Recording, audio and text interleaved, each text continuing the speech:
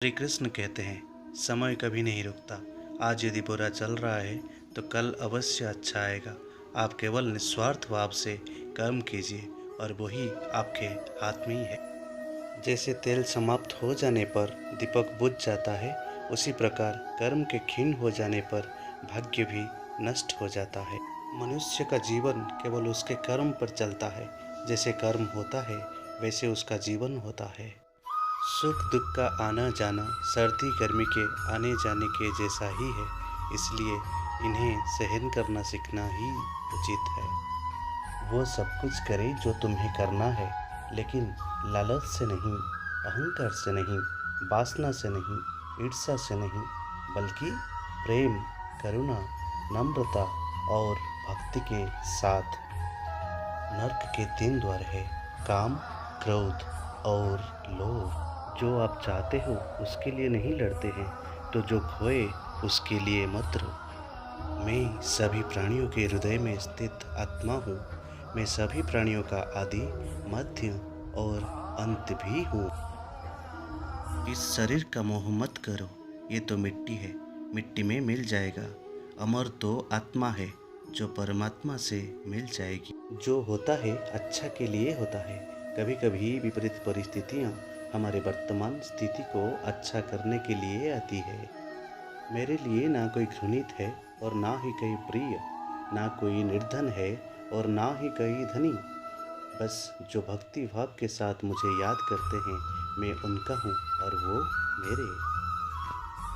जो कुछ हुआ अच्छे के लिए हुआ, जो हो रहा है अच्छे के लिए हो रहा है, जो होगा वो भी अच्छाई के लिए ही होगा। आप वो ही है जिसमें आप विश्वास करते हैं। आप वो बन जाते हो जो आप मानते हैं कि आप बन सकते हो। जिस इंसान के चारों तरफ नकारात्मक लोग रहते हैं, उस इंसान का मंजिल से भटक जाना तय है। अपने अनिवार्य कर्तव्य का पालन करें, क्योंकि क्रिया वास्तव में निष्क्रियता से बेहतर होता है। समय हमेशा चलता रहता है, कभी रुकता नहीं। यदि आज बुरा समय है तो कल अच्छा होगा। इसलिए आप बिना किसी स्वार्थ के सिर्फ कर्म कीजिए, फल समय खुद देगा। मैं किसी का भाग्य निर्माण नहीं करता।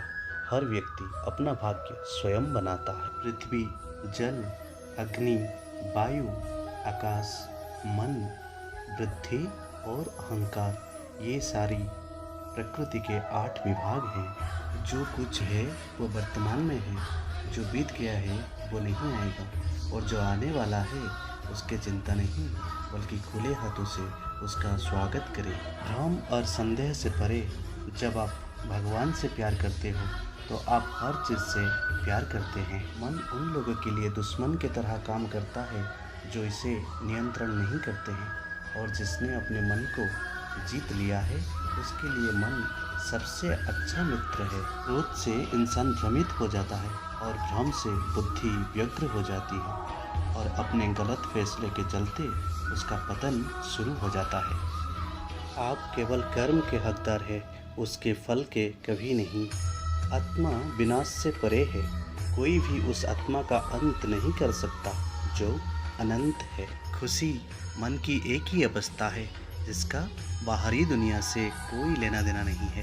कोई भी व्यक्ति जो अच्छा काम करता है उसका कभी भी बुरा अंत नहीं होगा, चाहे यहाँ या आने वाले संसार में। जिनके मन और आत्मा में सामंजस्य है, जो इच्छा और क्रोध से मुक्त है, जो अपनी आत्मा को जानते हैं, उनके साथ ईश्वर की शांति है। क्या गया है तुम्हारा जो तुम रोते हो? तुम इस संसार में क्या लाए हो जो तुमने खो दिया? तुमने क्या पैदा किया जो खो दिया? क्योंकि तुमने जो भी लिया यहीं से तो लिया, जो भी दिया यहीं पर दिया।